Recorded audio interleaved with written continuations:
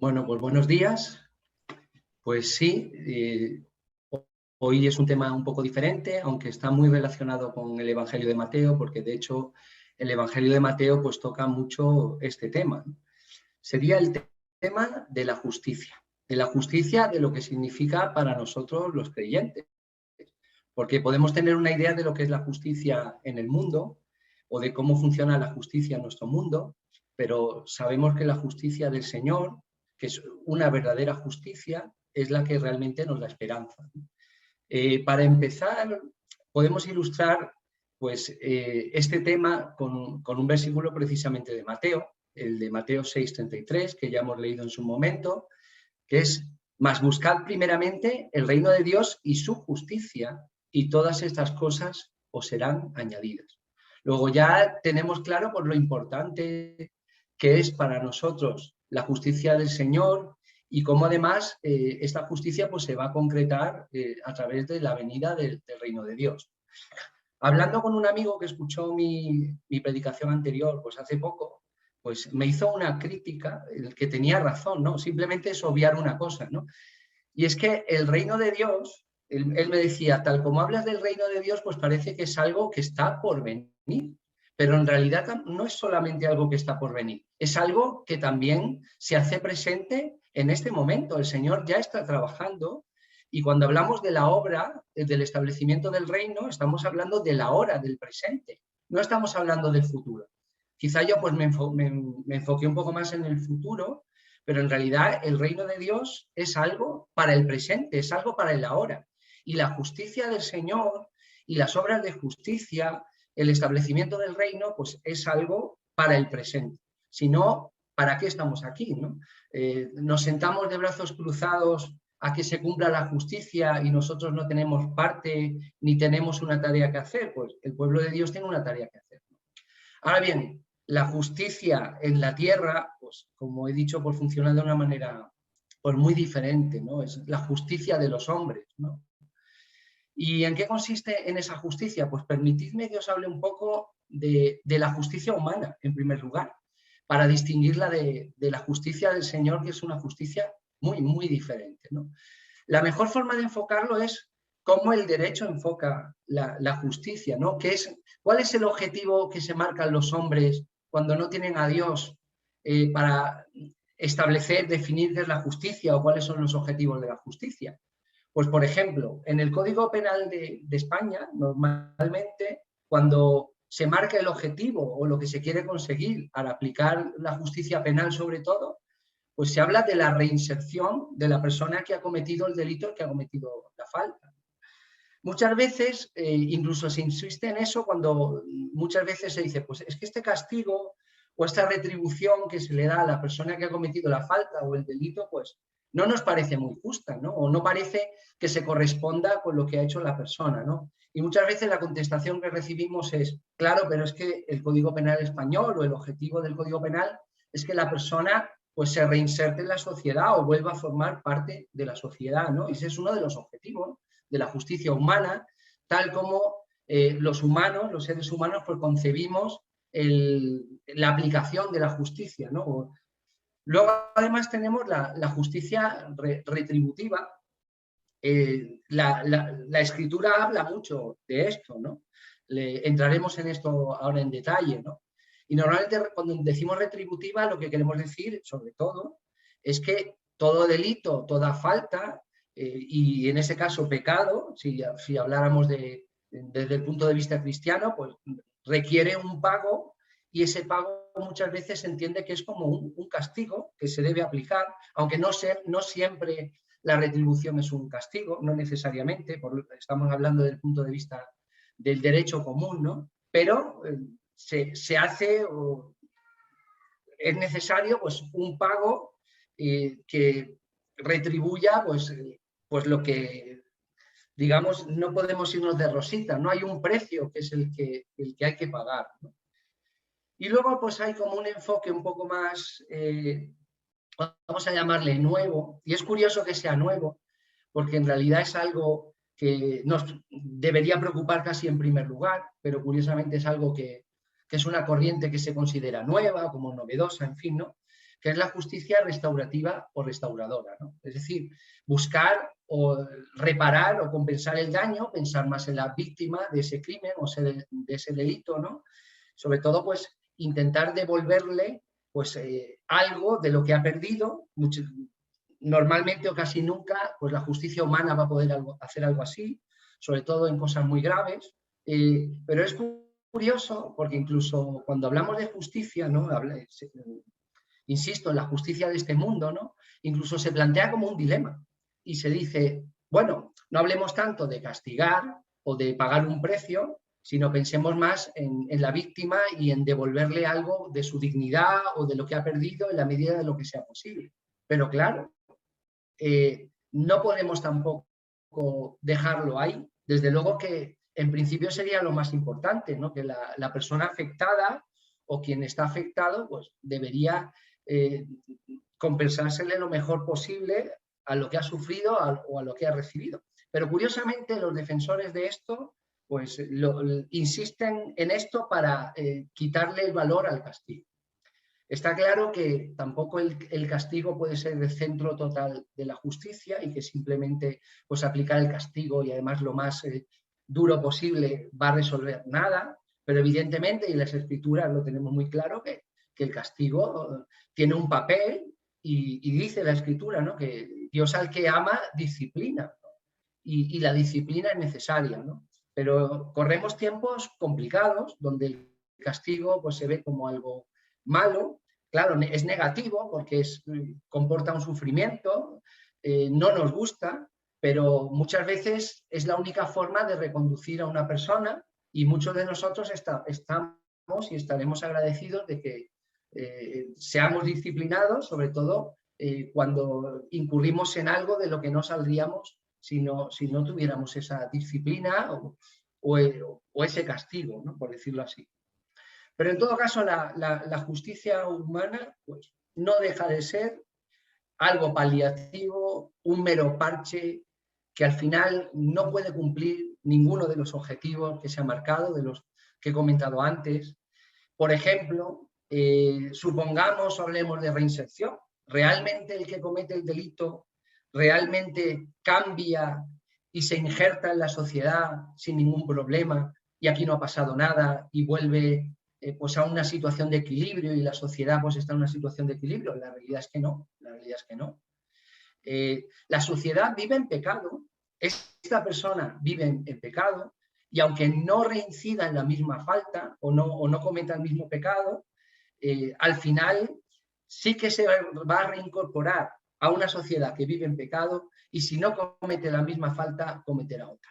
Luego, la forma en que la justicia humana reinserta a la persona o trata de restaurar a la persona, porque de hecho ni siquiera se habla de realmente restaurar a la persona, porque si hay una víctima que necesita ser restaurada, pues también el que comete la falta necesita ser restaurado. Y eso es algo de lo que se habla muy poco. Se habla simplemente de, bueno, que este hombre obtenga un trabajo, que esta persona se reincorpore a la sociedad, que no se represente en peligro, pero no se habla de restaurar el alma de la persona. No hay ninguna intención de hacer a esa persona alguien realmente mejor y alguien que haya cambiado y que haya sido transformado, que es lo que hace la palabra y la fe en el Señor Jesús. Pero luego además, en el tema de la justicia, digamos, retributiva, ¿no? Pues si pensamos, por ejemplo, en las noticias cotidianas, ¿no? Y por mencionar algo realmente fuerte y que nos demos cuenta como ejemplo, aunque es realmente triste y me da pena comentarlo, ¿no? Pues lo sucedido a estas dos niñas, ¿no? Que secuestró el padre, ¿no? Pues la justicia humana es incapaz en absoluto de que quien ha cometido ese pecado, esa falta, pueda pagar jamás lo que ha hecho.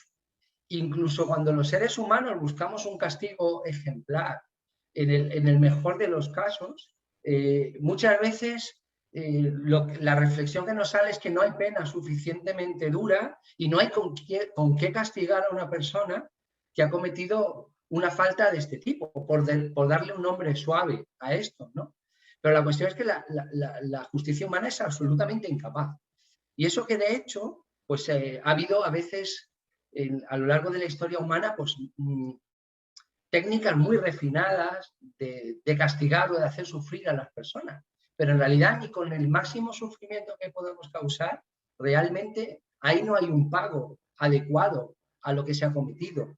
Luego la víctima, que es la tercera parte de todo esto, pues en absoluto va a recibir una compensación de ningún tipo. Pensemos en el mismo ejemplo de antes. O sea, a esta madre no hay nada en la justicia humana y que le vaya a compensar jamás en toda una vida lo que ha perdido y lo que ha sufrido y lo que seguirá sufriendo. No hay nada parecido a lo que... No hay ni siquiera... No hay nada que se acerque a algo parecido a poder compensar a una persona en una situación así. Ni siquiera en situaciones mucho más livianas, tampoco existe esa posibilidad, ¿no?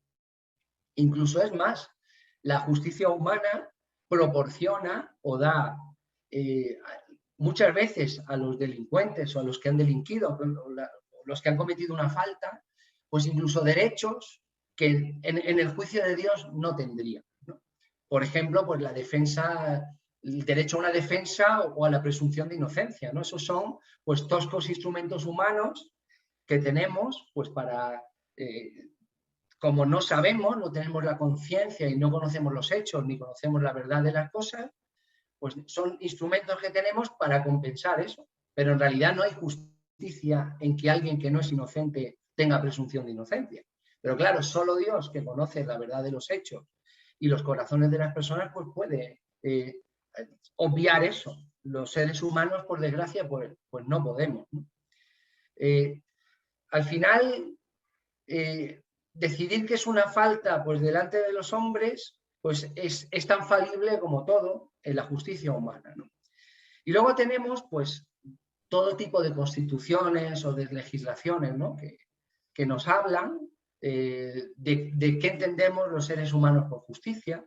Si nos vamos quizá a las constituciones más antiguas, posteriores al cristianismo, algunas de ellas pues inspiradas en principios cristianos, pues algunas sí que contienen pues, principios de justicia pues, basados en la palabra de Dios o en la Biblia, pero a medida que pasa el tiempo, y lo estamos viendo con las legislaciones que se están aprobando en nuestro propio país, pues cada vez se enmienda más la justicia para hacer de la justicia, nuestra justicia y la justicia en nuestro país, pues una total injusticia.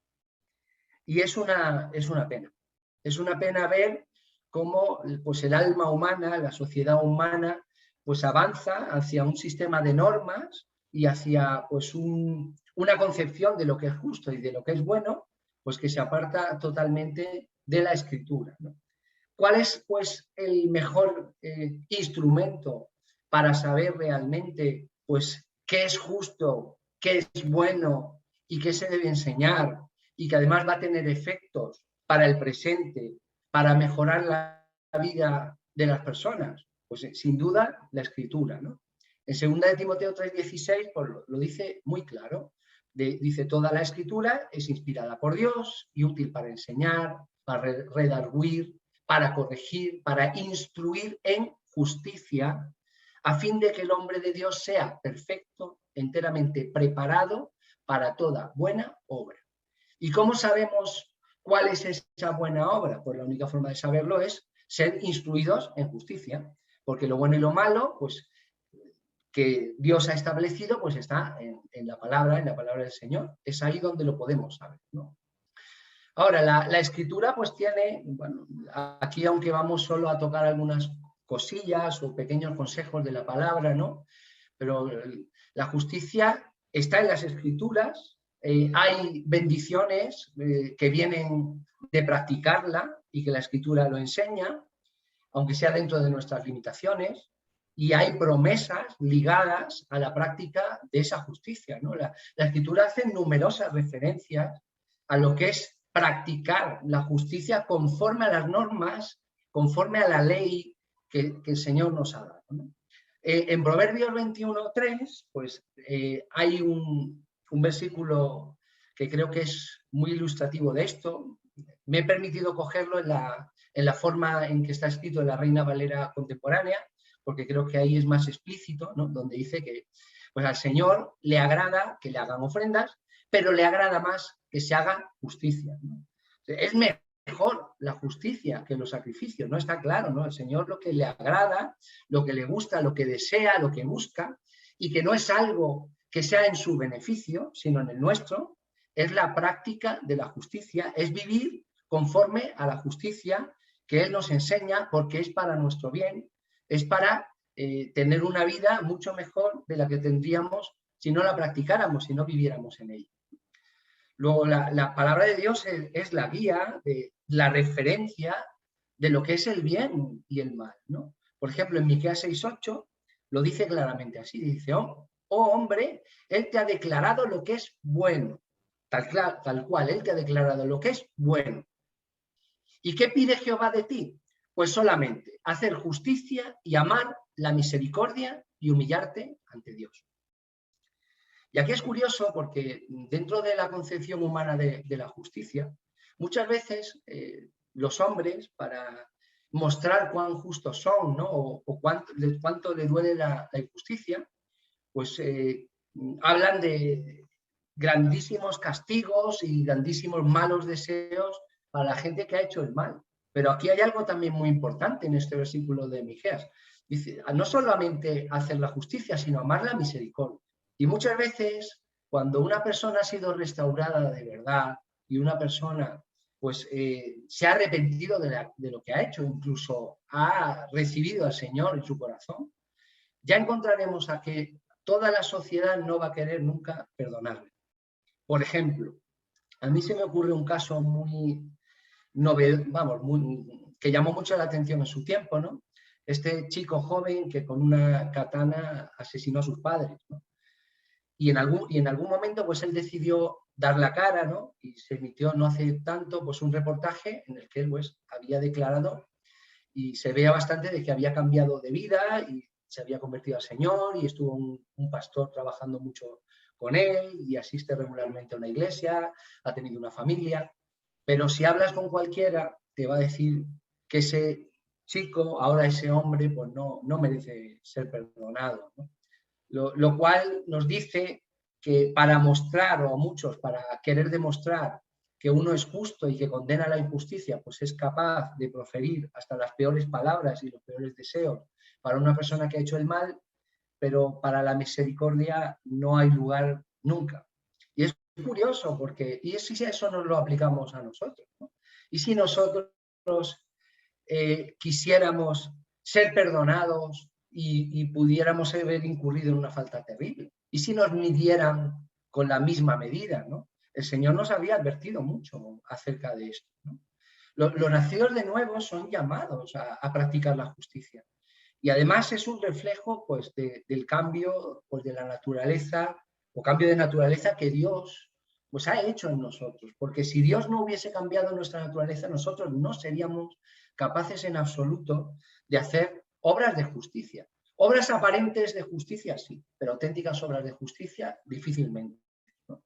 Y ya se ha hablado mucho, y en filosofía se habla mucho de eso, entre la diferencia que hay entre aparentar hacer obras de justicia y que esas obras sean realmente algo que sale del corazón, que parte directamente de nosotros, que nos sale de manera natural y que no es algo forzado y que no es un activismo tampoco religioso o algo así.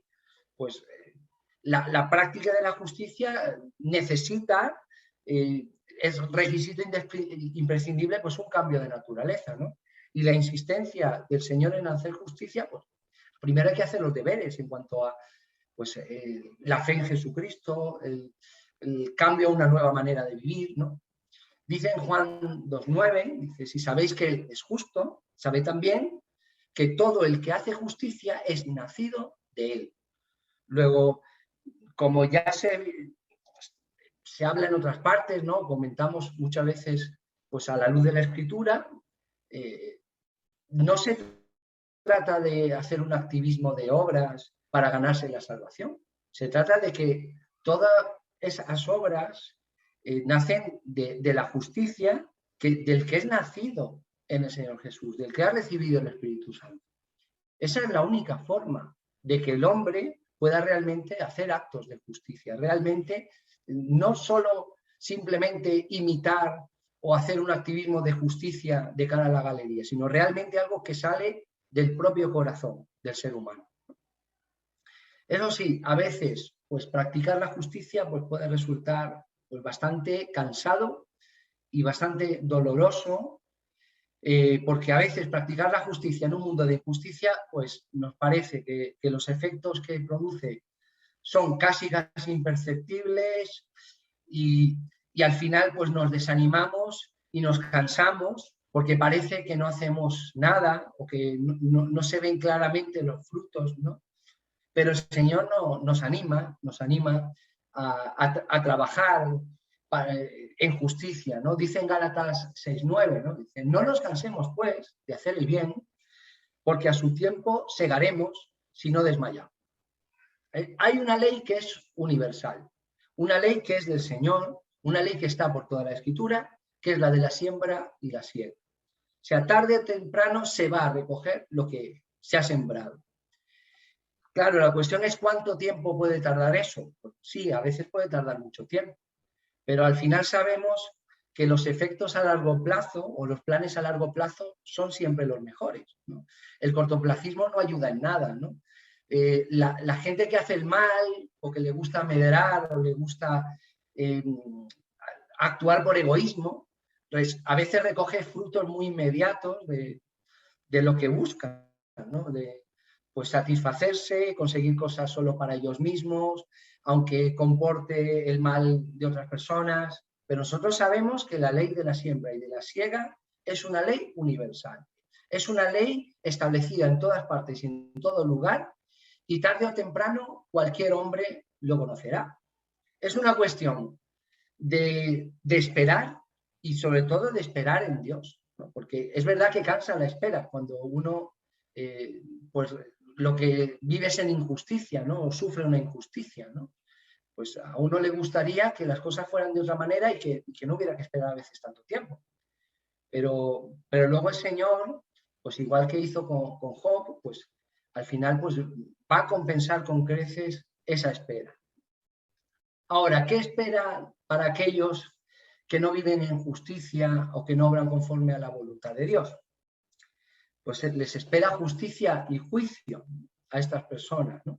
El mismo principio del que hablamos, que es el de la siembra y el de la siega, es el que va a traer condenación a los que en su momento pues no solo no obraron conforme a la voluntad de Dios, sino que igual que estuvieron en igualdad de oportunidades para salvarse, pues decidieron pues, no aceptar al Señor, ¿no?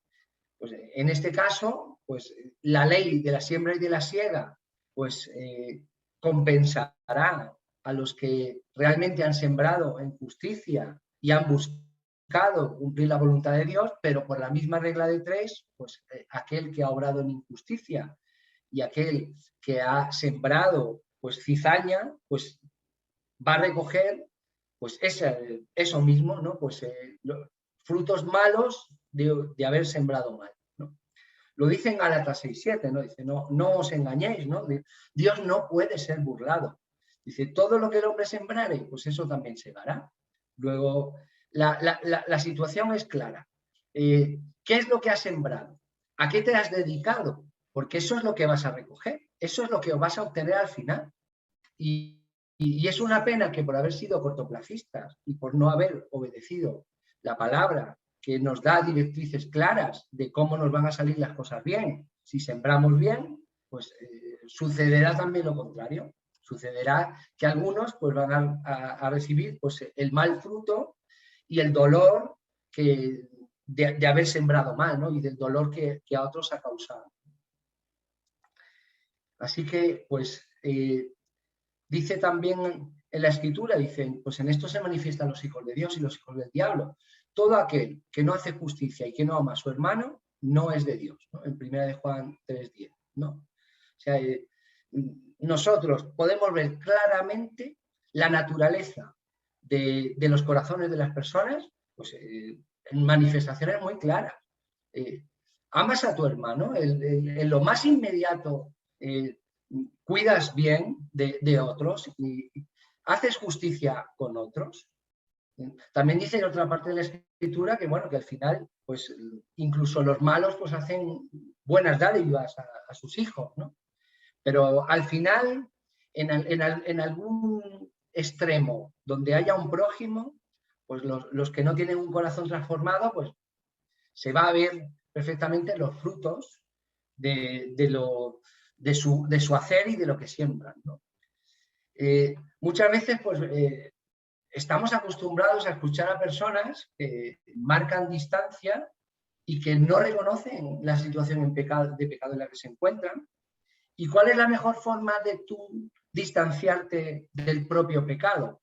Pues denunciar pues, la injusticia o los delitos graves o las cosas terribles que han hecho otros, ¿no? Mira qué malo es este, mira qué cosas hacen, ¿no? Bueno, el caso del publicano, ¿no? Con el fariseo el publicano, ¿no? Mira, yo no soy como este, ¿no? Y claro, muchas veces como pues en nuestra hoja de servicios en este mundo, pues no hay cosas terribles, o por lo menos cosas terribles que otros conozcan, o incluso no tan vistosas, pues parece que por eso eres más justo.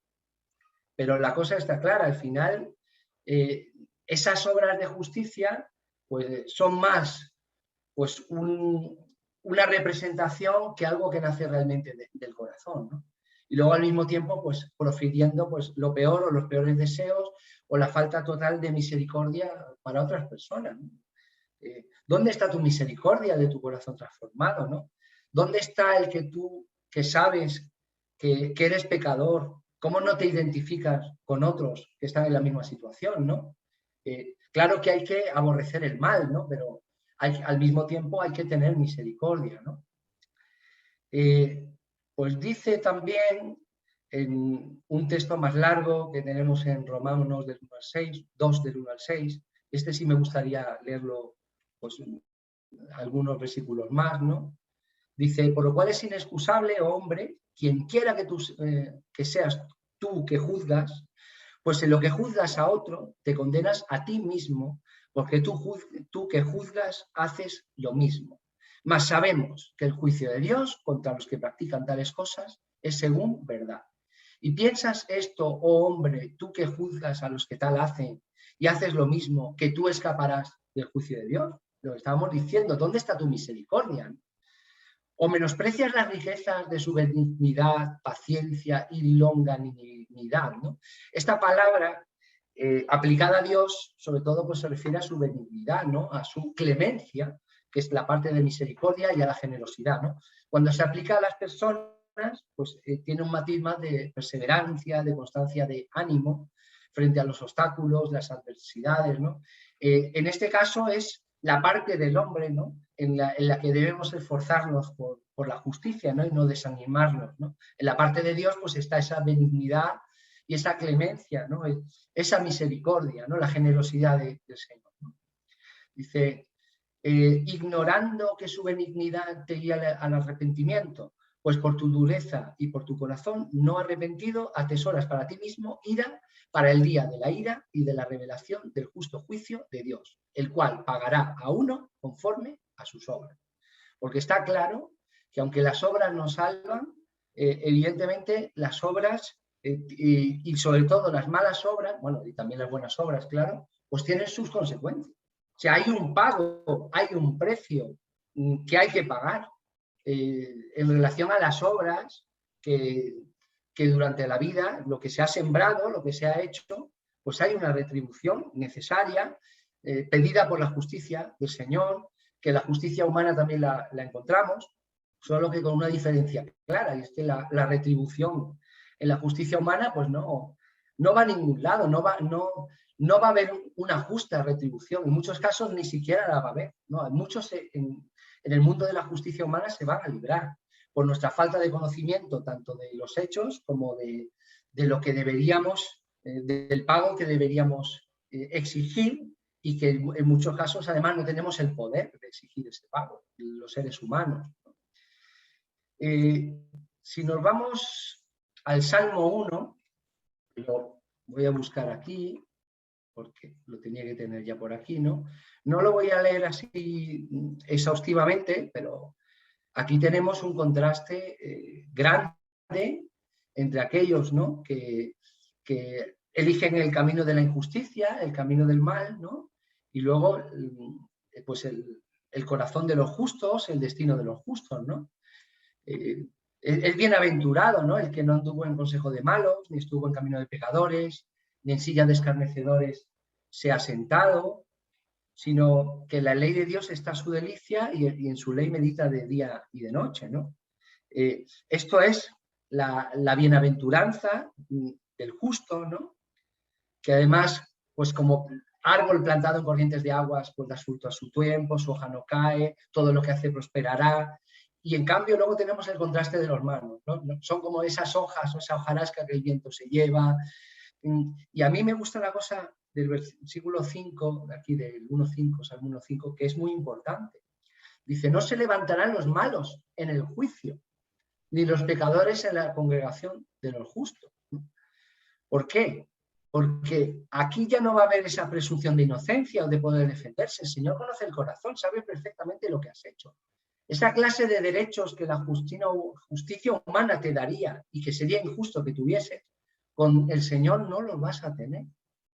Luego, ojo con lo que siembras, porque luego vendrá la justicia del Señor, que es una justicia de un nivel infinitamente superior al humano, y es una justicia perfecta. Bien, pero además la justicia se cumple de una manera muy especial a través del Señor Jesús, que además de Dios misericordioso, pues es también justo. Y para diferenciar a Dios, que tiene todo el poder para hacer justicia y para establecer las normas y las leyes, podemos diferenciar a Dios de cualquier otro ser humano que tenga muchísimo poder y que también tuviese a lo mejor un poder para hacer muchas cosas. Pero curiosamente hay algo que casi todos los dictadores y la gente con poder como denominador común tiene. Y es que muchas veces ellos quiebran sus propias normas. O sea, los dictadores incluso, aunque hacen muchas normas muy favorables para sí mismos y para hacer las cosas a su modo, incluso así, a veces hay normas propias que terminan quebrantando. ¿Y qué es lo que hacen? O las cambian, o las ignoran, o no hay ninguna consecuencia. Claro, eso es típico del injusto. Eso es típico de alguien que teniendo mucho poder, pues no, en realidad no es justo. Pero Dios no es así. Dios, que es todopoderoso y que es justo, si Él quisiera, pues se habría podido evitar el dolor de la cruz y según la norma de, pues universal también, como la siembra y la siega, lo quiera reconocer pues la raza humana o no. Y es que en Romanos 6:23 lo dice clarísimo. El pago del pecado es muerte, lo sabemos, el pago del pecado es muerte, eso es una realidad. Y también dice Romanos, ¿no?, en 3:10, ¿no?, al 18, aunque no lo vamos a leer, pero la idea fundamental es que no hay justo ni siquiera uno. No hay justo ni siquiera uno. A mí me gusta mucho una sentencia de Unamuno que explica muy bien la situación en la que nos encontramos. Realmente a mí me llega al corazón leerlo y escucharlo, ¿no?, o decirlo, ¿no? Decía Unamuno, dice, es por los justos de Sodoma por los que Dios no nos destruye. ¿Realmente nos creemos mejores? ¿Realmente somos mejores que todos aquellos casos en la Biblia, en las Escrituras o fuera de la Biblia, donde muchas veces se hablan de personas o de sociedades realmente terribles y creemos que nosotros somos de otra pasta o éramos de otra pasta o éramos diferentes? ¿Somos diferentes? ¿Realmente somos diferentes? Podemos buscar muchos ejemplos con los que compararnos. Y al final, la conclusión es esa regla universal, que éramos tan merecedores de la muerte como el que más, porque estábamos muertos en nuestros delitos y pecados como cualquier otro ser humano. Y aquí se me ocurren dos ejemplos para que nos demos verdaderamente cuenta de esta situación. Porque a algunos se nos dice, sobre todo a los cristianos nos dicen otros, ¿no?, que exageramos, ¿no?, que ¿cómo podemos merecer algo así? No somos tan malos, ¿no? Pues muchos experimentos que se han hecho en psicología, con personas que se las han sacado de su contexto, de su familia, padres de familia maravillosos, gente socialmente muy respetable, pues a veces se las han puesto en contextos o en experimentos o en otros lugares donde se les han dado cierto poder y cierta impunidad. ¿Y qué ha sucedido en estos casos, ¿no? Hay un caso muy famoso, ¿no?, creo que era de Stanford, ¿no?, de vigilantes de un centro penitenciario y prisioneros, ¿no?, y ver hasta dónde podían llegar en su simulación, ¿no? Pues llegaban a unos extremos terribles, terribles. Se hacían cosas que, vamos, que llegaban, rayaban casi al intento de asesinar, ¿no? Luego, ¿qué sucede? Que al final, si a cualquier persona, una persona normal, tú le das la impunidad suficiente y que tiene claro que nunca se va a saber, que no va a tener ninguna consecuencia, pues muchas personas de las que consideraríamos normales o incapaces de hacer nada, harían las cosas más terribles. Y algunos que han conseguido estar en esa situación lo han hecho. Ejemplos hay muchos. Otro ejemplo que tenía en mente, pues cuando Hannah Arendt, una corresponsal, ¿no?, filósofa de moda, ¿no?, que fue desde Nueva York para ver cómo juzgaban en Jerusalén a Adolf Eichmann, ¿no?, el terrible nazi, ¿no?, pues la prensa en general pues ponía a este hombre, Eichmann, como una de las personas o de los monstruos más terribles que se pudieran imaginar, ¿no? O sea, debía ser lo más parecido a la maldad más absoluta, ¿no? Y así es como la gran mayoría de los medios lo pusieron, ¿no? ¿Y a qué conclusión llegó esta mujer que se ha llegado a hacer famoso, ¿no?, en un libro, ¿no?, que se llama La banalidad del mal, ¿no? Pues básicamente ella decía que este hombre era un hombre normal y corriente, que no era exactamente el monstruo que se le pintaba, sino que dentro de ciertas circunstancias, bajo cierta obediencia por un lado, el querer ascender en el ejército por otro, y la impunidad total que tenía, vamos, que si hubiéramos puesto a cualquiera en su lugar, simplemente ponerle el traje, el poder, la autoridad y todo, pues casi cualquiera podría haber llegado a hacer lo mismo. No digo cualquiera, pero quizá casi cualquiera, ¿no? Salvo pues alguien que con una naturaleza transformada, con unos principios muy claros, estoy hablando también de una persona pues muy reflexiva, ¿no?, pues podía llegar a eso y a más, ¿no? Luego que lo tengamos claro, que la naturaleza humana y el pecado en el ser humano puede llevar casi a cualquier cosa. Ahora bien, la justicia divina, la justicia del Señor, sí que es capaz de cumplir todos los objetivos que la justicia humana se propuso y sobradamente está demostrado que no ha podido. Por ejemplo, empecemos por lo primero, ¿no? No habíamos dicho que la justicia humana pretendía la reinserción, ¿no? No exactamente la restauración, que es lo que realmente sería lo adecuado, lo que realmente haría un cambio de verdad, ¿no?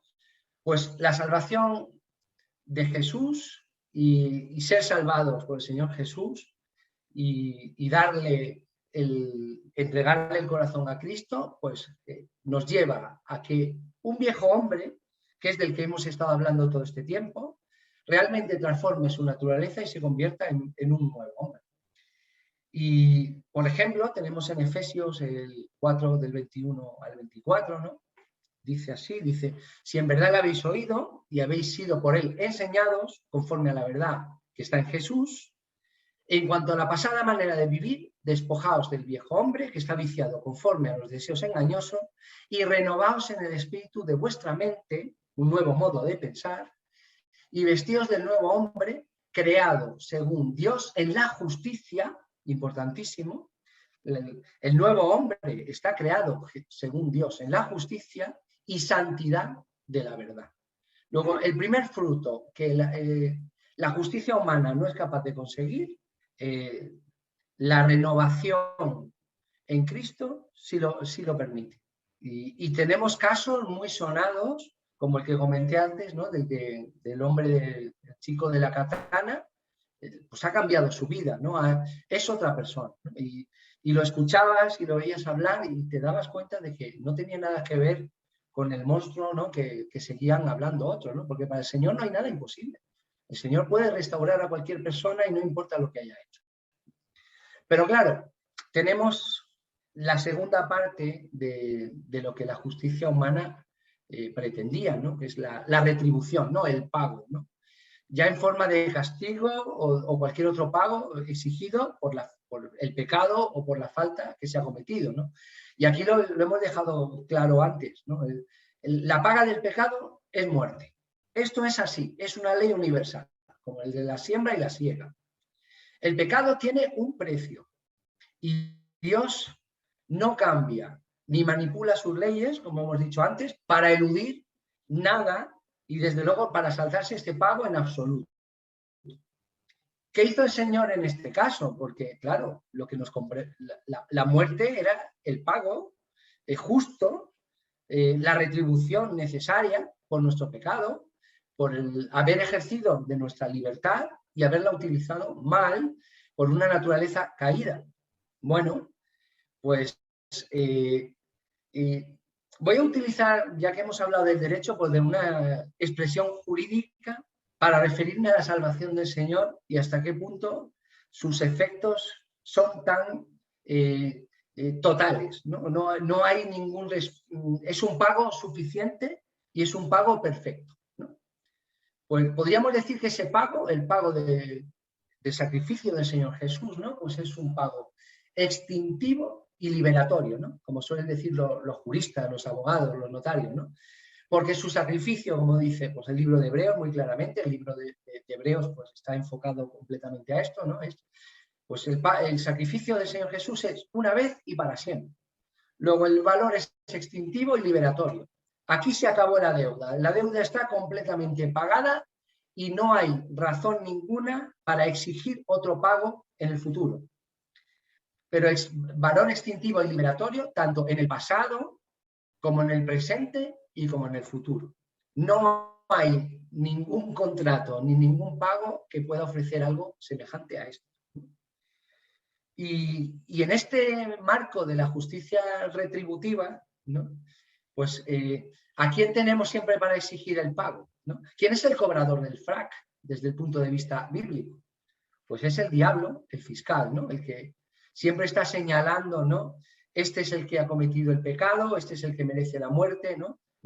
Mientras que Jesús es nuestro abogado defensor, que ha dejado el pago ahí y ha dicho, esto ya es un pago definitivo y no hay ninguna exigencia que el diablo pueda hacer para exigir otro pago o decir que la deuda no está saldada, ¿no?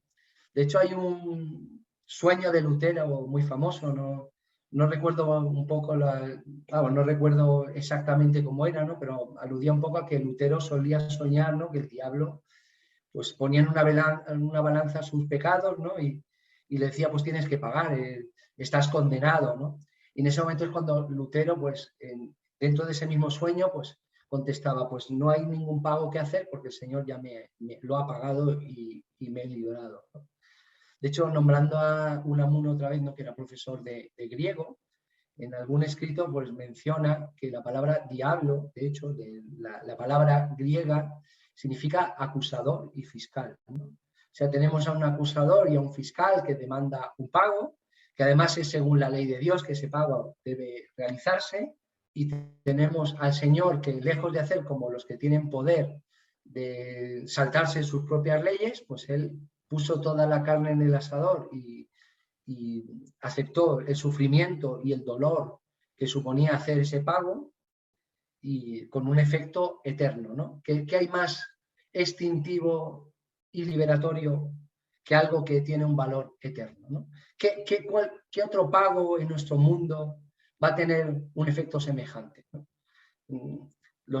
todos los contratos se van a poner amarillos y se van a pudrir, y muchas de las transacciones más que se consideran más duraderas o más firmes, pues, van a pasar con este mundo.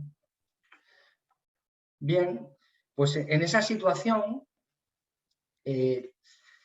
dicen Colosenses, ¿no? Desde el 13 al 15, ¿no? Y también me ha gustado rescatar este pasaje por el aspecto jurídico, ¿no? O la forma jurídica, ¿no? del contrato o del acta, ¿no? Dice así, dice: y a vosotros, estando muertos en pecados y en la incircuncisión de vuestra carne, os dio vida juntamente con él, perdonándoos todos los pecados. Claro, pero no fue un perdón así sin más, ¿no? Ese indulto sin ningún precio y sin, digamos, que se cumpla el pago exigido, ¿no? Sino que dice: anulando el acta de los decretos que había contra nosotros, que nos era contraria, aquí está el aspecto un poco jurídico, ¿no? Quitándola de en medio y clavándola en la cruz. Y despojando a los principados y a las potestades, lo exhibió públicamente. Que de hecho un contrato, cuando tiene la máxima validez y cuando un contrato es realmente bueno, es precisamente cuanto más notorio y más público es, o más fácil es de que se pueda consultar públicamente. Pues a efectos públicos, pues esta exhibición de ese acta anulada es universal, o sea, todo ojo lo verá, ¿no? Todo el universo sabrá, ¿no? Que Jesús, ¿no? Ha triunfado sobre la cruz, lo sabe, ¿no? Lo sabrá, ¿no? La anulación de ese acto, ¿no? Luego nos queda pues la tercera parte, ¿no? del fracaso de la justicia humana, ¿no? La última, ¿no? Que es, bueno, ¿y qué pasa con la parte restauradora, ¿no? ¿Cómo se compensa al que ha sufrido un daño que parece absolutamente irreparable, ¿no? Pues aquí tenemos a un Dios, pues, que tiene el poder, como no lo tiene nadie en este mundo, que fue el que, después de dejar que Job, pues, dejarse en la prueba, ¿no? Pues le mejoró la situación mucho más allá de la que él había partido antes de caer en esa prueba tan dura, ¿no? Porque la pregunta que haría, pues para terminar, es, pues, ¿sabemos realmente de quién estamos hablando? ¿Sabemos quién es de quién estamos hablando? Estamos hablando del Dios que da vida a los muertos y que llama a las cosas que no son como si fuesen, ¿no? Como dice en Romanos 4:17, que era la fe que tenía Abraham y que fue la que le permitió, pues, subir al monte hasta para sacrificar a su hijo. Es que no hay nada que Dios no pueda revertir, deshacer o ponerlo en una situación totalmente, infinitamente mejor, y una reparación del daño absoluta. Insisto, el que da la vida a los muertos y que llama a las cosas que no son como si fuesen, ¿no? Pues teniendo esta esperanza de un reino de Dios, ¿no? Que no es un futurible o algo que estamos esperando y viendo salir de brazos cruzados, y que no es una esperanza del futuro, ¿no? Porque a muchos cristianos y muchos filósofos, pues, nos acusan de que esta vida es una vida para malvivirla, para luego esperar un cielo. Y no es así. Esta es una vida para vivirla en plenitud, en abundancia y en justicia ahora, en un reino de Dios que se está estableciendo ahora, no en el futuro. Y si no lo había dicho en su momento, pues me gustaría que quedara este mensaje ahora, ¿no? El mensaje de la hora, ¿no? De que vamos a vivir la justicia del Señor ahora y vamos a tener una vida en plenitud y una vida más satisfactoria que ninguna vida que se supone que nos perderíamos, y va a ser en el ahora, en el presente. Y además con una proyección de futuro aún mejor. Pues bueno, con esto lo dejo por aquí y espero no haberme extendido más de la cuenta.